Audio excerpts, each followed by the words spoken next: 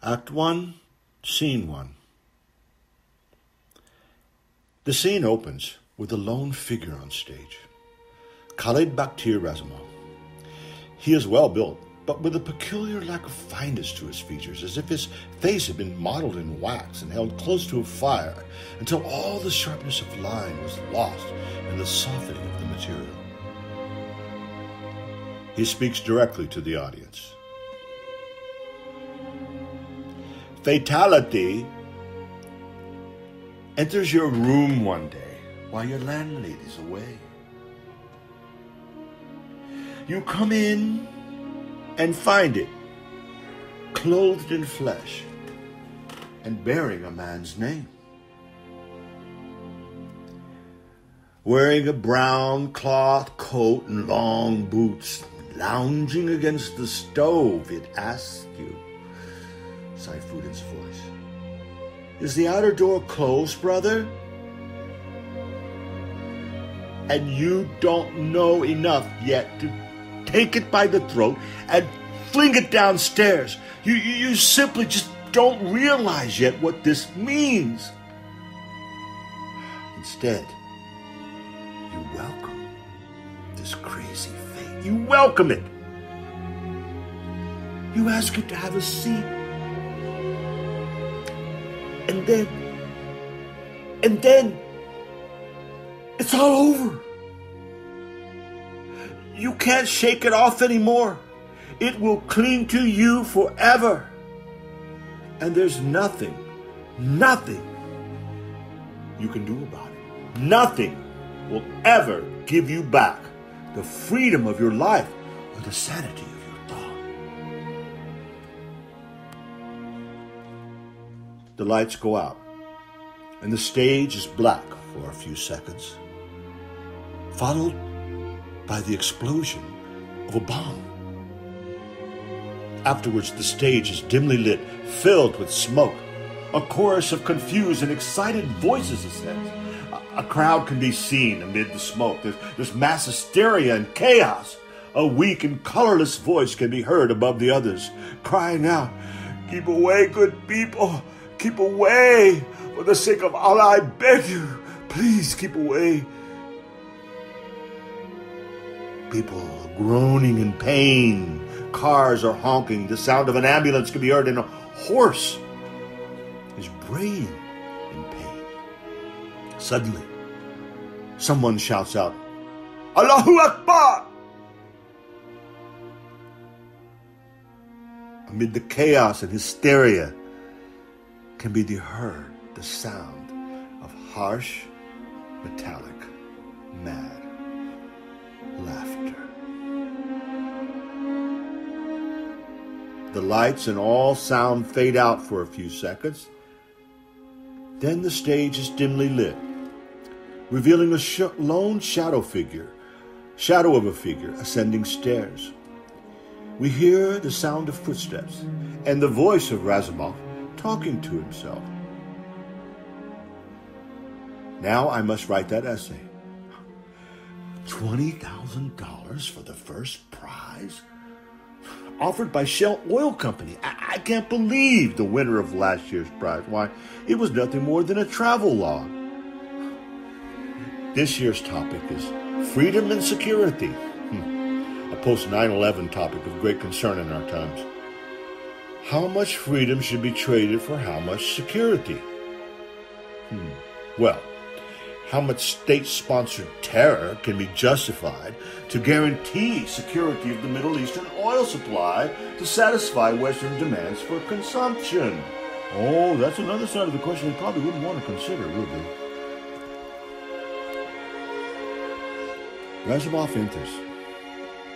The lights reveal the very simple, frugal surroundings of a small studio for university students.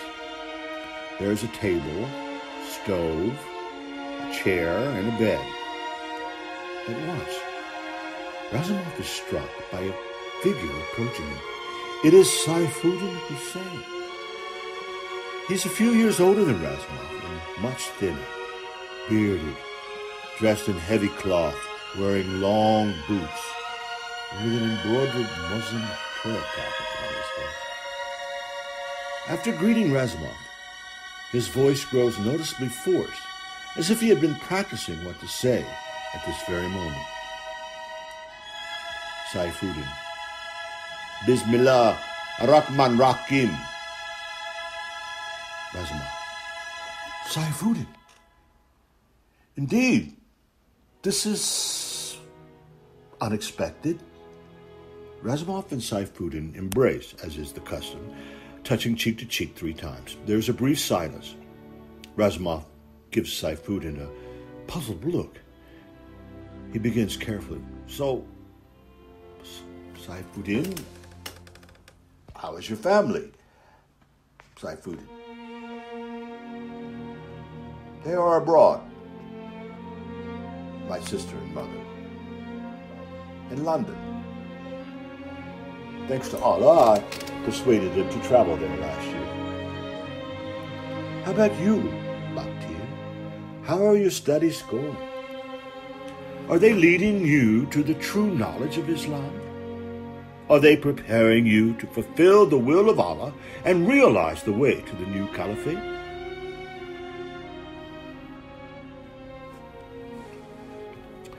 I realize that we think differently on some issues. You are more, well, how shall I say, philosophical.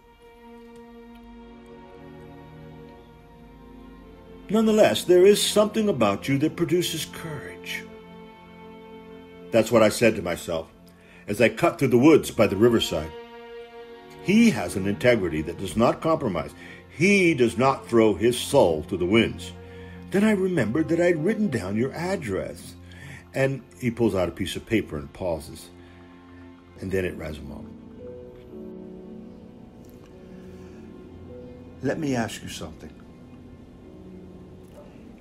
If you know that a man in a position of power has murdered a great many innocent Muslims, does not the Holy Quran require that this man be removed, even by violence if need be? Who will execute Islamic justice when Islam is not the law of the land? How else can the caliphate be established? Is it not our obligation to Allah to promote Islam in this country by removing those who continually oppose and oppress Islam? He pauses again. Razumov is motionless. He's been listening in puzzled astonishment. As he starts to say something, Saifuddin adds deliberately, "It was I who removed the minister this morning." Razumov is stunned and speechless, groping for his chair while holding down a cry of dismay. He seems to mutter something about his mettle in a choked and gasping voice, but it's mostly incoherent. Saifuddin comes to life in passionate self-justification and a spirit of vengeance. "You have heard the sound of weeping and gnashing of teeth this man has raised in the land. That's enough to vanquish all philosophical hopes. How many thousands has Karamov imprisoned and demanded that they surrender their faith? This lackey of Karamov was uprooting the tender plant. He had to be stopped. He was convinced and determined to destroy Islam throughout the country. After a few more years, we would never be able to establish the Jamaat here. Look at all the lives he would have destroyed had I not stopped him. Look at all the souls that would have been lost. He had to be stopped. I had no choice, brother." "Yes, I killed him. It was the will of Allah. And so, here I am."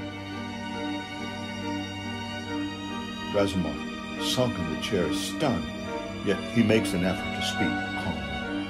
"But Saifuddin, we hardly know each other. I don't see why you..." Saifuddin. "Confidence." Razumov. "So, Here you are. Saifuddin. Yes, and nobody knows I'm here. No one will suspect you. Don't worry about that, brother. Anyway, you have no ties, and if I should get caught, well, I know how to keep quiet. I am only too happy to be a martyr for Allah. You can count on that, Khalid. Razumov. You thought that... Saifuddin. Yes, brother, men like me are necessary to make room for the self-contained thinking men like you in the future. In time, it may be necessary for me to sacrifice my life for jihad, and I'm ready for that. I will not hesitate to become a martyr for the holiest of causes. We must be prepared to die for Allah at any moment. Of course, if Allah permits, I want to escape. There's so much that needs to be done in this struggle against the infidels, and it is not easy to find men of total resolve and unflinching commitment, Baktir. All I ask of you is to help me to vanish. Only go by and see this Zainidin.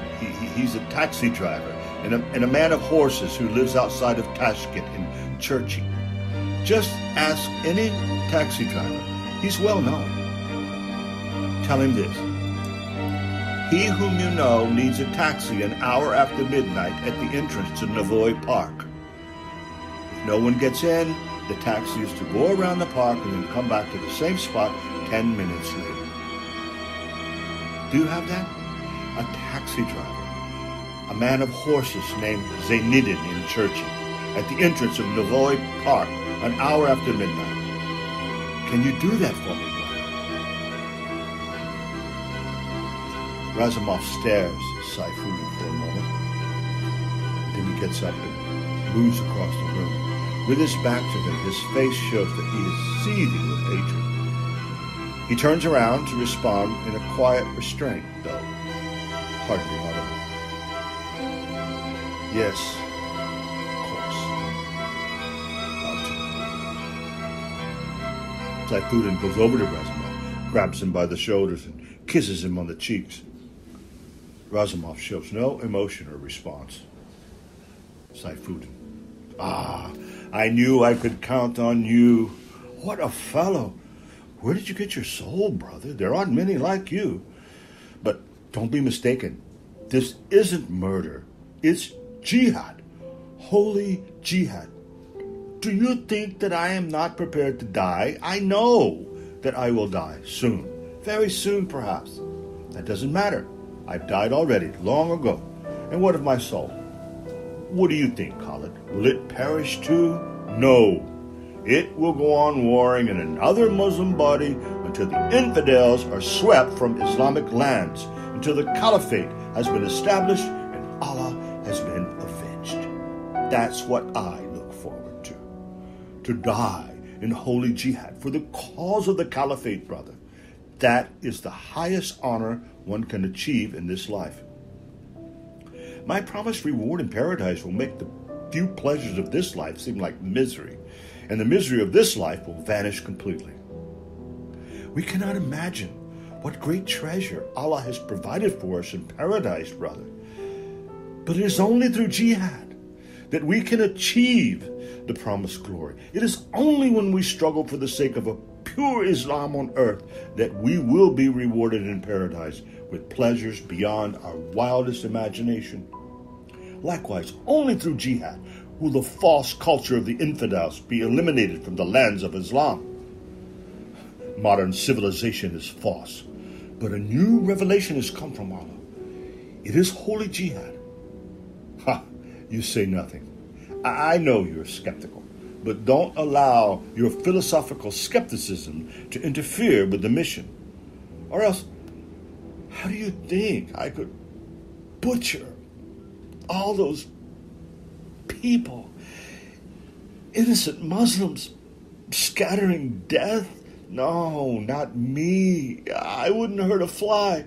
It's too much for Saifuddin. For the first time, he is seized by the horror of his crime. He sits and breaks down, weeping profusely.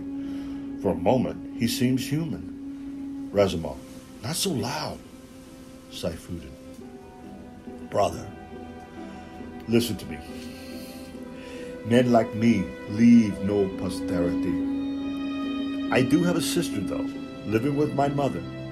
I couldn't bear the thought that if I were captured, they'd be tortured in the prisons of Karamov, so I persuaded them to go abroad this year to London. All thanks be to Allah.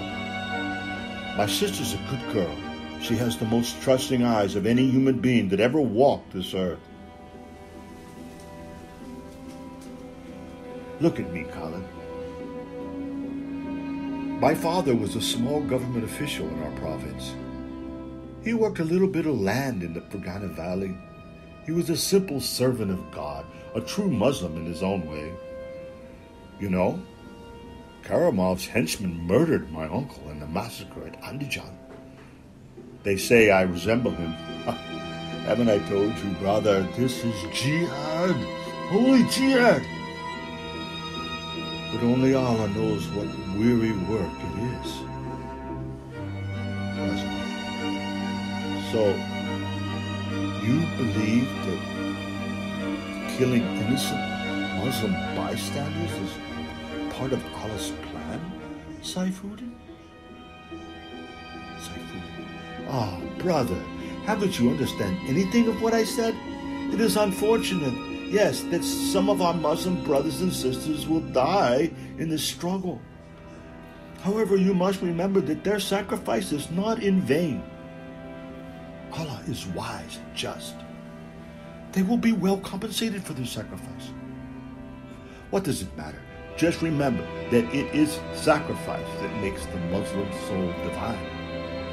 Respect that in your intellectual restlessness, and don't let your philosophical arrogance spoil its message to the world. What do you think of me? Do you think I'm a being in revolt? No, you philosophers are the ones in everlasting revolt. I am simply one of the resigned, a man with a rope already around his neck. When the necessity of this work came to me, I understood that someone had to do it. Did I exalt in it? Did I take pride in my purpose? Did I weigh its worth and consider the consequences? No. I said, Allah's will be done. Saifuddin throws himself full length on the bed, places his hands over his eyes. There is silence. Finally, Razumov. Saifuddin. Yes? Razumov. Isn't it time to start? Saifuddin. Yes, brother. The time has come to fulfill the will of Allah. Razumov gets up to go. As he is leaving, may Allah be with you, thou silent soul. Lights fade and curtains close for the scene change.